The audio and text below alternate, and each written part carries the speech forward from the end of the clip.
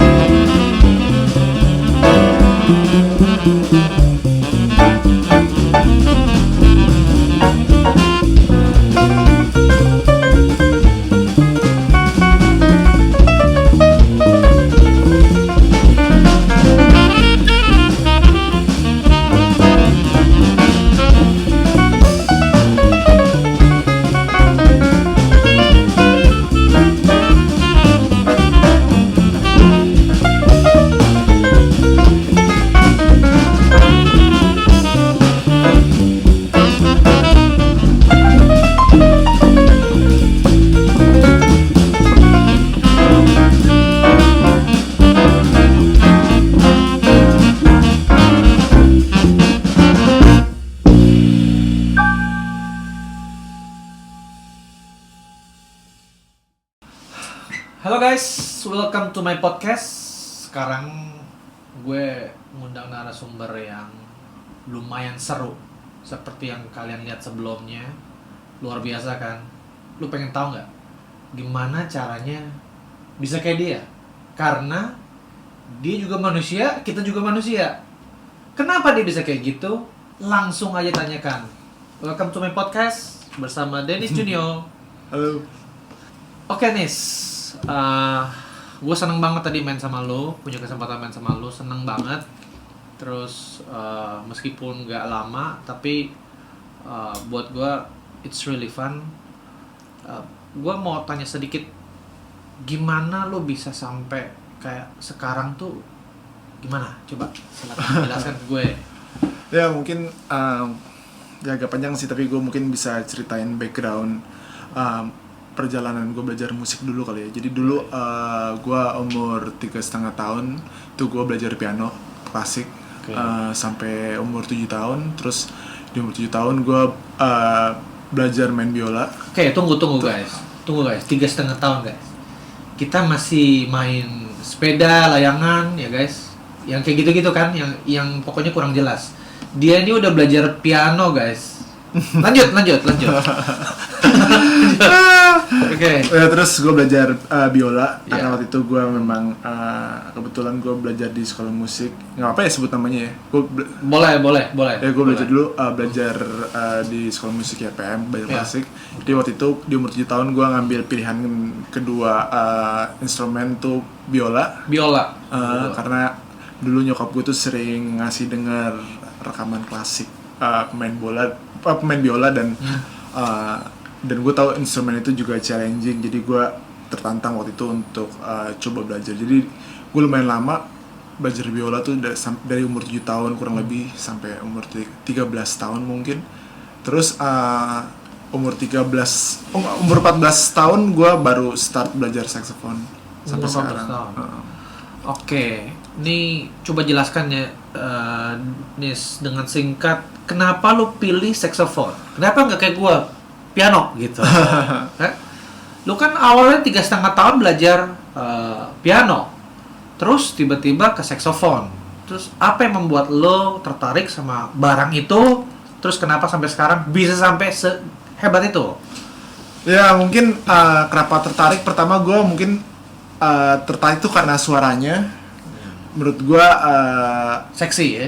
attract kuping gue aja sih, gue ngerasa kayak gue pikir attract cewek guys. Attract cewek ya. Jadi pertama kali gue denger instrumen ini waktu itu ada acara festival di Jakarta, waktu itu gue ngeliat ada pemain luar main saxophone di situ. Gue pertama kali kayak wah, gue suka banget nih suaranya. Ya dari situ gue juga baru ya nggak ada kepikiran sebenarnya untuk belajar, tapi gue coba cari tahu sendiri dulu alat ini gimana, how it works. Terus ya karena berhubung alatnya juga lumayan mahal, gue waktu itu juga ngomong ke orang tua, kayaknya gue mau ngomong pengen belajar saxophone. Terus orang tua gue kayak waktu itu bilang, lo yakin mau belajar another instrumen yang lain, nggak mau lanjutin yang dua ini aja, piano biola? Terus gue tetap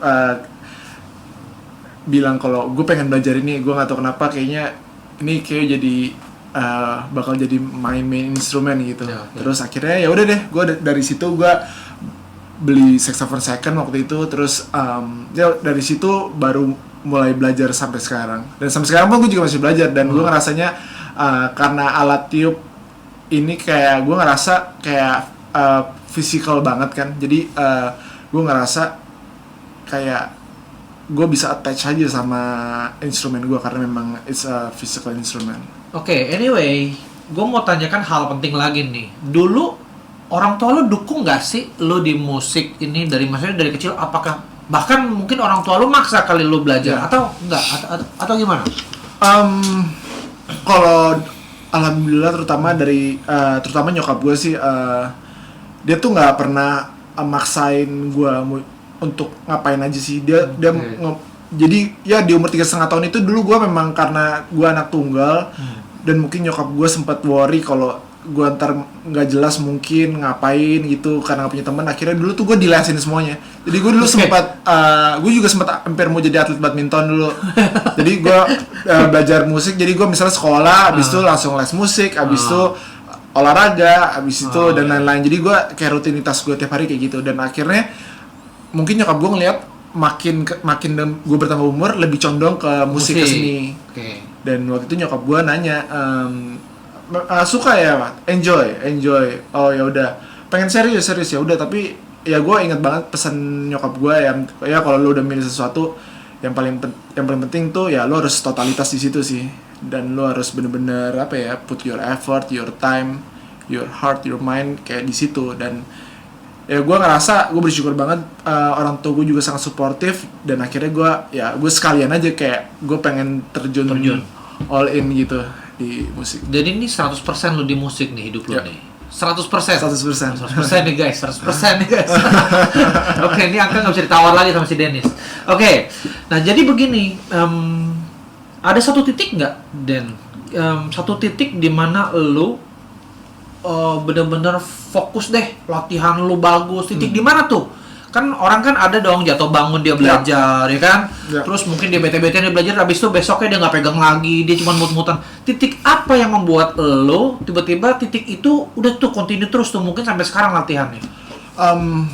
Ya kalau gue boleh jujur, sebenarnya dari zaman gue main piano terus main biola sama saxophone, sekarang ya pasti up and down tuh, mood, perasaan apapun itu pasti selalu ada.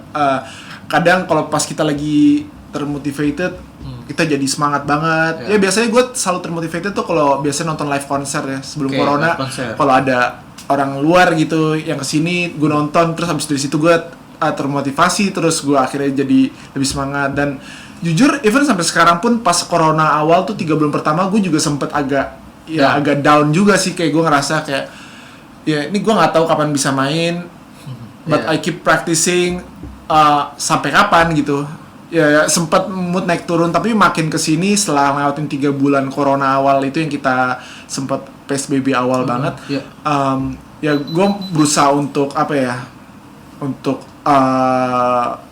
menyemangati diri gue lagi sih, untuk kayak ya gue harus tetap bisa produktif sih di tengah kondisi ini, tetap latihan lagi, terus mulai research gitu. Gue misalnya suka dengerin yang misalnya gue dulu suka banyak banget kayak pemain saxophone, misalnya kayak eranya Coltrane, eranya ini, terus gue coba cek yang memang gue belum pernah dengar, misalnya kayak gue dengerin Lester atau dengan siapa. Jadi gue berusaha untuk bikin diri gue tetap aktif aja gitu, dan akhirnya supaya gue bisa termotivasi lagi. Dan apinya dari diri lo ya, apinya tuh ya. Ya kalau gue sih, kalau gue buat agenda. Nis, jadi gue buat agenda gitu, gue tulis kegiatan gue sehari-hari, latihan gue apa.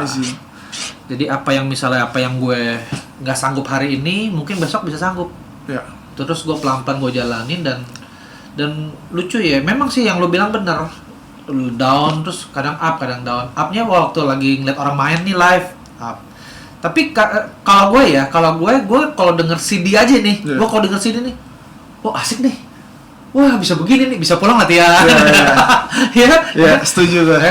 Makanya gue terjun di pendidikan musik ini udah lama. Jadi gue tuh nyaranin siswa itu bahkan 60% ngedenger gitu. 60% bahkan nonton konser, 60%, 40% ya bahkan latihan. Nggak banyak sebetulnya latihannya.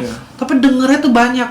Kayak gue tadi nih ya, gue udah lama nih nggak main Rhythm Changes kan. Begitu gue denger lu tadi main, ada bahasa ini, oh ya ada, oke. Jadi maksudnya kita speak through music, gitu ya. Setuju banget. Itu yang guys, yang kalau kalian mau tahu ya gimana caranya kita bisa termotivate ya dengerin kita gitu, dengerin terus ya bintang tamu gue kali ini, lu coba dengerin gimana nih, denger apa, terus lu keras sama diri lu ya, lu pengen lebih dari itu gitu. Ya. Gue selalu ngomong kalau ya saingan terbesar di diri gue ngomong ke diri gue adalah diri gue sendiri. Maksud gue ya gue yang bisa decide gue mau bakal maju, apa gue bakal segini aja atau gue bakal mundur malah. Jadi gue sebisa mungkin gue sebisa mungkin sekritis yang gue bisa ya. Misalnya gue selalu coba, kalau misalnya ada gue live di mana, gue coba nonton rekamannya, terus gue dengerin lagi, gue analisa lagi, ternyata gue kayaknya masih kurang ini. Jadi gue berusaha untuk kritis terhadap diri gue sendiri sih. Terus lu sekolah nggak musik, untuk musik ya?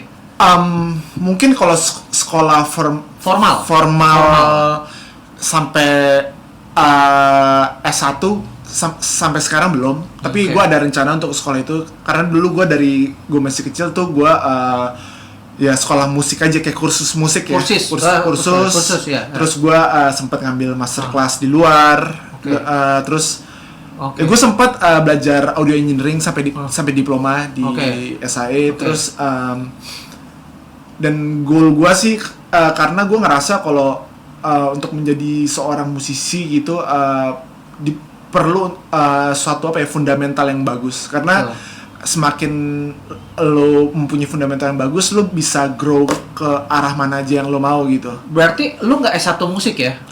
Belum S1 musik. Belum S1 musik ya? Ya, ini nggak, masalahnya S1 musik juga belum tentu bisa menjadi ya guys. Jadi gua nggak bermaksud menghina sih, cuman yang jelas memang kemampuan musiknya mesti diutamain dulu, baru lo mau S1 S2 kayak ya. Jadi lu ngerti dulu bermusiknya, lu ngerti dulu. Oke. Tapi by the way, yang soal tadi lu ngomong sekolah musik, menurut gua yang mungkin salah satu hal yang membantu gua juga adalah mempunyai mentor sih. Jadi menurut gua kadang kan gua juga sempat awal belajar jazz tuh gua kan otodidak, dan gua tuh nggak tahu gua nggak tahu how it works, ini gimana sih membangun pola latihan gimana sih, membangun habit gimana. Dan menurut gua ya, karena lu tadi juga sounding lu sekarang di dunia pendidikan musik, menurut gua untuk teman-teman mungkin yang interested untuk pengen belajar musik, kalau kalian memang bisa gitu dan ada dananya untuk belajar di sekolah musik, bisa mempermudah jalan kalian sih. Karena kalian akan gimana ya? Ya memang orang akhirnya bagus apa enggak itu tergantung dirinya sendiri, seberapa keras dia berusaha dan latihan. Tapi maksud gua kalau lu mempunyai mentor, lu bisa di-track kan. Ketika lu mungkin lu membangun habit yang agak keluar rel, mentor lu bisa ngingetin kalau lu harus balik ke rel lagi nih. Dan itu so far membantu gue banget sih dalam developing my musical journey. Nice. Pertanyaan terakhir nih, Nis. Kan teman-teman kita kan kurang lebih sama nih. Ya, teman-teman kita itu kurang lebih sama nih. Kalangan musisi jazz kurang lebih sama. Pertanyaan gue, itu urat terbuat dari apa, kok bisa nge-jam di mana-mana, nggak tahu malu, nggak tahu salah, bodoh amat. Itu rahasianya apa? Nah, ini guys nih, ini nih yang sebetulnya kebanyakan orang suka begitu nge-jam, aduh takut nih, takut terlihat bodoh, takut apa gitu. Nah, gimana rahasia lo untuk memelihara eksistensi lo dan gue lihat lo juga semakin bagus kan? Gimana rahasianya apa? Ya soal gue kalau boleh jujur aja, gue tuh orangnya super nervous, Vin. Maksudnya gue buka-bukannya dulu. Super nervous. Waduh, dulu zaman gue main biola, kalau gue mau konser, itu gue selalu siapin kayak kantong buat muntah. Maksudnya gue duduk main aja ya. Maksudnya gue juga nggak gue tuh segila, maksudnya nervous banget. Gue pokoknya nervous. Gue kayak nggak bisa kayak jadi apa ya, center of tension gitu.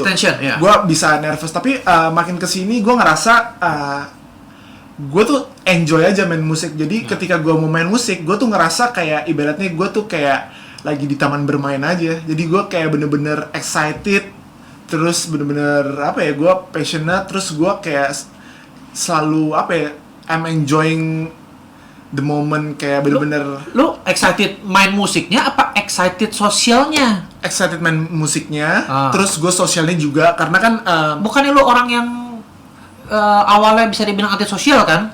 Maksudnya lu ketemu orang banyak, center of attention juga lu nggak bisa. Maksudnya kenapa lu tiba-tiba jadi begini gitu? Ya sebenarnya ya kan?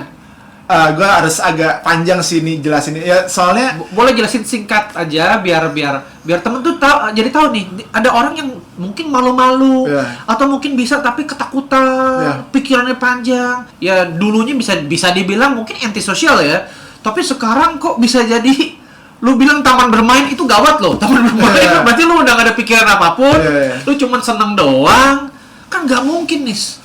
Ya sebenarnya kalau dipikir-pikir memang nggak mungkin, tapi ya seiring berjalannya waktu, karena gue juga belajar jazz, gue juga sempet belajar terus dimentorin juga. Ya mungkin gue ngerasa kalau orang mau main jazz dan belajar jazz, salah satu apa ya, tools yang paling lu bisa dapat dan bagus juga buat developing your musikalitasnya juga tuh ke jam session. Kenapa?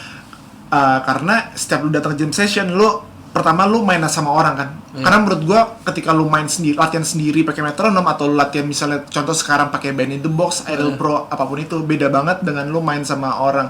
Karena kalau lu main sama orang kan lu kayak lu melakukan komunikasi kan, yang which is kalau di jazz tuh kan makanya ada kayak being in the moment, ya dari situ gitu. Di waktu yang sama gue tuh berusaha untuk kayak dengerin orang lain juga, jadi dan gue juga belajar juga sih, maksudnya kayak dan gue ngerasa itu gue dapat di jam session itu, dan gue selalu bisa kayak tadi lu sempet kayak ngomong ke gue, lu sering nulis, gue belum ini. Nah gue tuh juga kayak gitu, setiap jam session kalau gue nggak tahu satu lagu, gue tuh langsung catat di handphone. Gue either kalau gue nggak tahu, gue tanya orang itu, ini lagu apa, terus gue catat. Abis itu gue nyampe rumah, gue research di YouTube, mungkin gue buka 2, 3 sampai 5 versi lagu yang sama tapi orang berbeda, terus gue mulai pelajarin melodinya. Tapi yang denger itu gue sekarang sampai, by the way tuh menurut gue kayaknya sekarang dengerin kayak bisa dibilang kayak di mana aja gue dengerin musik sih. Gue tuh beli speaker kecil, jadi gue agenda gue bangun tidur, gue misalnya bikin kopi sarapan, gue pasang musik, gue ngopi, pasang musik di kamar gue. Jadi musik itu kayak udah jadi kayak environment gue aja. Jadi gue pasang musik karena gue suka musik jazz, jadi musik jazz itu kayak muter terus. Jadi jadi gue nggak kayak supaya itu tuh keputar terus di bawah alam sadar gue. Lo kasih gue skor dari 1 sampai 10. Berapa skor lo secara maksimal ya, yang begitu orang ngedengar lo ngejam, orang itu kecewa, sebel, kok lo mainnya gak enak gitu. Berapa dari 1 sampai 10 lo kasih gue skor? Kasih skor ya, kalau skornya 1 artinya orang gak pernah marah sama lo. Kalau skornya 10 itu dulu nih mungkin apa yang lo rasain aja gitu. Misalnya 10 berarti ya Vin dulu gue selalu dimarahin, bagaimana gitu. Ya sebenarnya gue setuju sih, gue juga dulu selalu musisi itu beda-beda kan. Ada yang orang lebih aktif gitu. Ya misalnya gue buka aja, misalnya dulu gue sempat dulu dimarahin misalnya sama Mas Indra Lesmana atau sama Niel Juliarso gitu. Gue sempat dikasih tahu, lu kayaknya melodinya salah deh, atau enggak lu kayaknya solonya belum harus selesai solo, lu udah harus selesai solo. Jadi gue juga sebenarnya sempet kena juga di momen-momen itu, tapi menurut gue nganggapnya momen itu sebagai apa ya, sebagai pemacu diri gue, bukan apa ya, gue malah nggak suka kalau gue dipuji, tapi sebenarnya gue jelek. Kayak orang tuh cuman mungkin basa-basi atau pengen being nice aja, tapi menurut gue malah appreciate sama orang yang kayak gitu, yang ngasih kritik, tapi yang kritiknya tuh kritik membangun ya. Jadi gue setelah dikasih kritik itu, gue berusaha untuk evaluasi lagi kan permainan gue udah sejauh mana. Berarti 1 sampai 10, lu berapa nilai lu dikritik orang? Dikritik orang lo ya, bukan dipuji orang. Mungkin awal-awal belajar 10 kali ya. Iya, tuh guys. Iya, kayaknya gue banyak banget dapat kritikan. Oke. Berarti kalau Anda dikritik cuma sekali, dimaki-maki 2 kali, Dennis 10. Jadi sebelum kayak Dennis, dimaki-maki terus. Oke, Dennis, thank you for coming up sama-sama my podcast. Dan guys, tonton terus YouTube gue, tonton terus channel gue. Gue akan hadirkan artis-artis yang menginspirasi, memotivasi. Jangan lupa comment, like, share, subscribe. Thank you guys. See you.